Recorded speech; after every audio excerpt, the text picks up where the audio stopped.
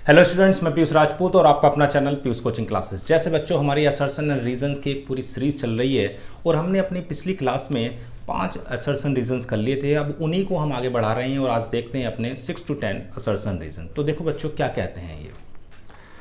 तो बच्चों 6 पे आप आते हैं तो क्या कह रहा है, in ionic solid with Schottky defect the number of positive and negative ion is same, equal number of cationic and anionic vacancy are present. ठीक है बच्चों, देखो आपने पढ़ा था शॉर्टकट डिफेक्ट होता क्या है।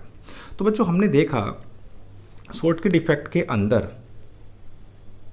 किसमें, शॉर्टकट डिफेक्ट में आपने देखा था कि अगर आपके जैसे ये A प्लस है, इससे मान लो कोई B माइनस जुड़ा हुआ है, इससे कोई A प्लस, इस तरह से कोई एक आयनिक आपके पास नेटवर्क है। तो इस आयनिक नेटवर्क में हमने देखा था कि अगर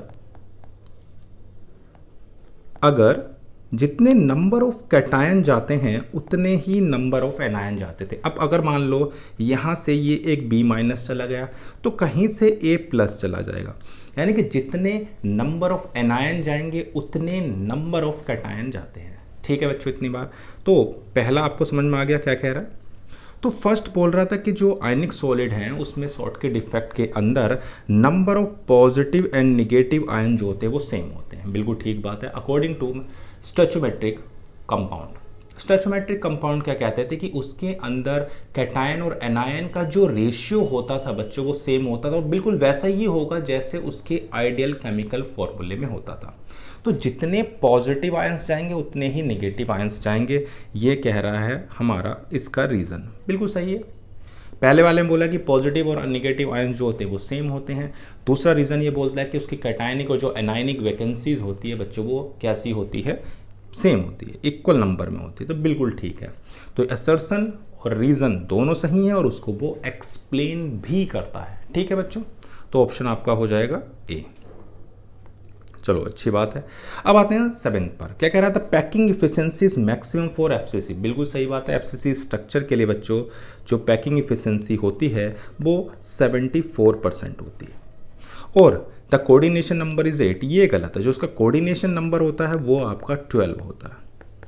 ठीक है, तो यानी कि असर्शन तो सही है लेकिन रीज़न गलत है। तो जो आपका आंसर होगा बच्चों वो सी होगा। ठीक है, इतनी बात ओके।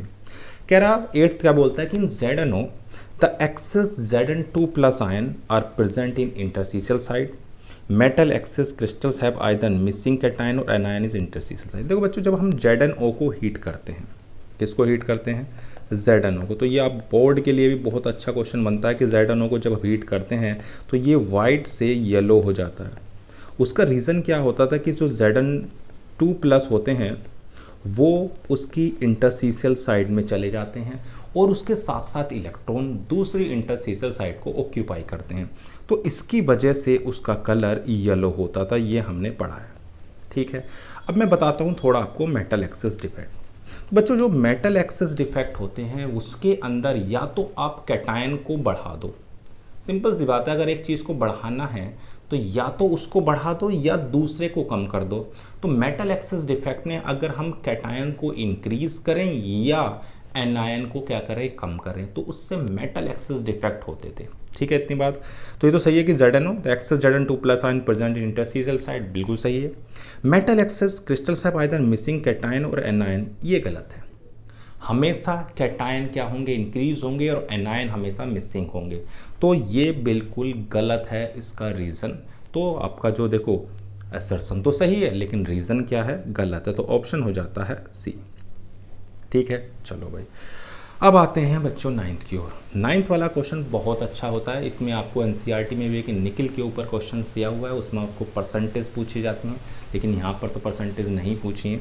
कह रहा है FO is non stoichiometric with Fe इतना, क्योंकि जो Fe होता है बच्चों वो आपका वेरिएबल वैलेंसी शो करता है, +2 में भी होता है और +3 में भी होता है। तो सही बात है। कह रहा है some Fe plus ions are replaced by Fe3 plus और इतना, ये बात भी बिल्कुल ठीक है कि कुछ Fe2 प्लस आयंस को Fe3 आयंस रिप्लेस कर देते हैं। अब सिंपल सी बात है, अब Fe3 प्लस पर कितना चार्ज है पॉजिटिव का, तो 3, और Fe2 पर 2।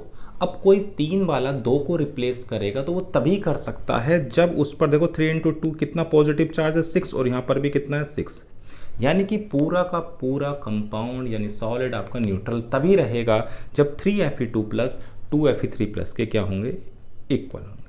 तो बिल्कुल सही है कि जो Fe होता है वो +2 और +3 दोनों में एग्जिस्ट करता है। अगर Fe3 प्लस रिप्लेस कर रहा है तो 3Fe2 प्लस 2Fe3 प्लस से रिप्लेस होंगे और इलेक्ट्रिकल न्यूट्रल रहेगा। बिल्कुल सही है, असर्शन और रीज़न दोनों सही हैं और उसको एक्सप्लेन भी करता है।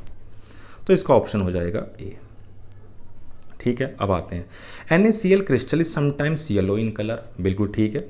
Na plus in the crystal absorb electron from air hands gives yellow colour. ये नहीं है। देखो बच्चों, जो Na प्लस है अगर मैं उसकी बात करता हूँ तो अगर हम NaCl को सोडियम के एक्सेस में हीट करते हैं तो होता क्या था, होता ये था कि अगर आप उसको हीट करते हो किसमें, सोडियम, तो वो आपके ये समझ लो आप इसको हीट कर रहे हो किसके में, सोडियम के एक्सेस में।